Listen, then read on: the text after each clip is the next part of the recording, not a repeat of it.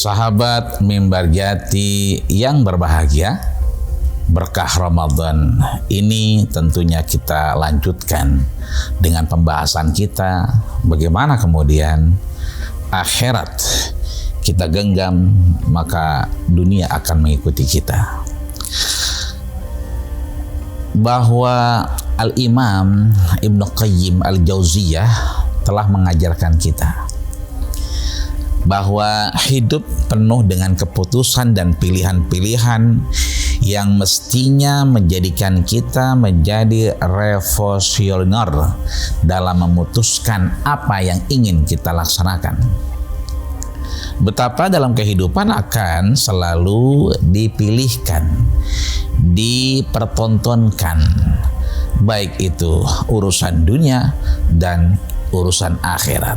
Maka Ibnu Qayyim Al-Jauziyah dalam kitabnya Al-Fawaid mengajarkan kita untuk kemudian memberikan skala prioritas, menjalankan yang lebih baik dari yang baik, melaksanakan dari yang penting itu penting, ambil yang lebih penting.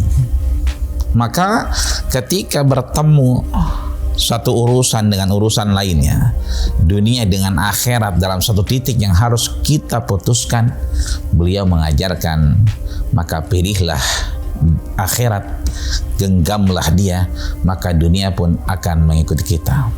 Contoh, di Ramadan tentunya akan sangat membuat kita menjadikan iklim dari aktivitas kita berbeda. Baik itu cuaca, baik itu kemudian aktivitas kerja yang kemudian waktunya dipercepat karena memang kondisi yang kemudian menuntut kita untuk melakukan itu dengan kebijakan-kebijakan yang ada, terlebih saat pandemi mendera di negeri kita. Maka ketika ada pilihan akhirat, dunia, atau sebaliknya dunia dan akhirat, sekali lagi pilihlah akhirat karena dia menjadi tujuan, dia menjadi satu qasidah, dia menjadi gardun min garadil haya, sebab tujuan hidup bukan perantara, beda dengan dunia. Saat kita misalnya haus, ketika kita minum dengan tangan kita, faida syariba fashrab biyamini, ketika kita minum dengan tangan kanan kita, maka ketika air sudah kita teguk, hilanglah dahaga kita. Permasalahannya adalah ketika kita kemudian memilih dunia hanya menghilangkan dahaga saja, maka lepaslah akhirat dari genggaman kita. Tapi kalau akhirat yang kita genggam, akhirat yang kita pilih, maka insya Allah dunia akan mengikuti kita. Begitu kita haus, kita ambil air kita ucapkan Bismillahirrahmanirrahim. Man lam yabda amalahu bi basmalah fahuwa aqta. Siapa yang tidak memulai aktivitasnya dengan membaca bismillah, maka dia terputus di hadapan Allah Subhanahu wa taala. Fahuwa abtar, maka dia sia-sia.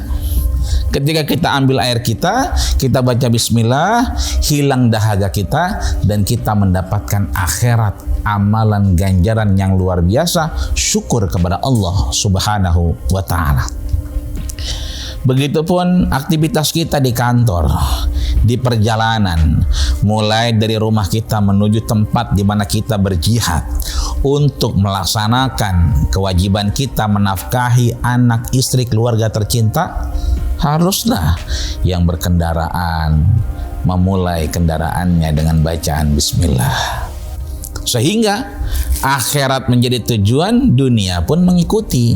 Ketika sudah dengan bismillah, lebih ingat kepada Allah Subhanahu wa taala, zikir-zikir semakin dikumandangkan dalam perjalanannya, tidak lupa kemudian lisan ini mengucapkan bismillah, amantu billah. Ya Allah, aku beriman kepada Engkau. Bismillahi tawajjahtu lillah. Ya Allah, aku mau keluar nih. Tidak ada yang lain yang kutuju kecuali Engkau.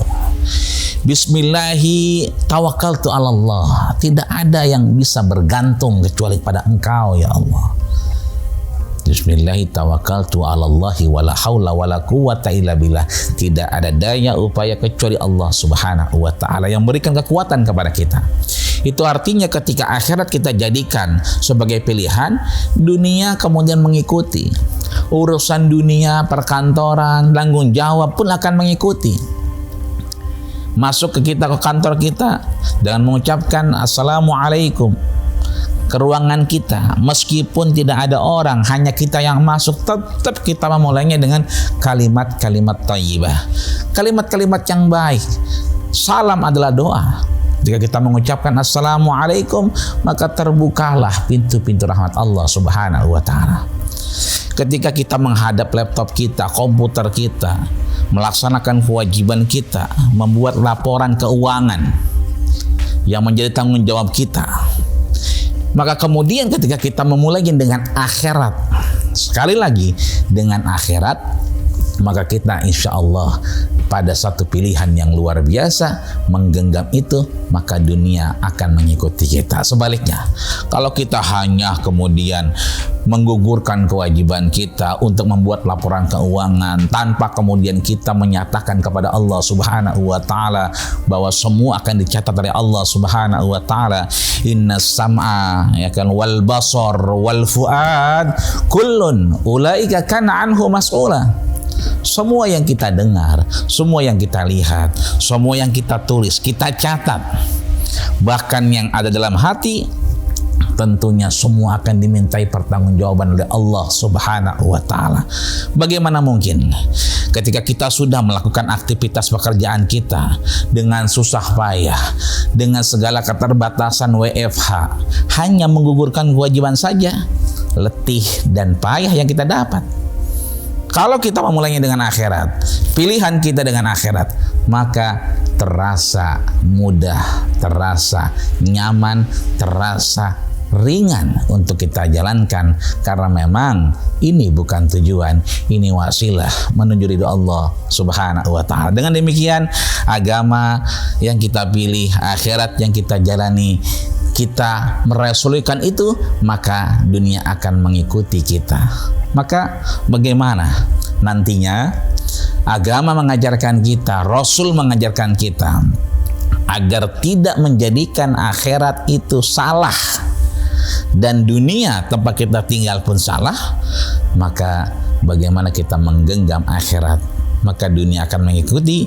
Bagaimana nantinya kita akan diajarkan oleh Rasulullah Shallallahu Alaihi Wasallam untuk mengupas lebih jauh trik-trik bagaimana kita bisa menggenggam akhirat dan dunia mengikuti kita tentunya.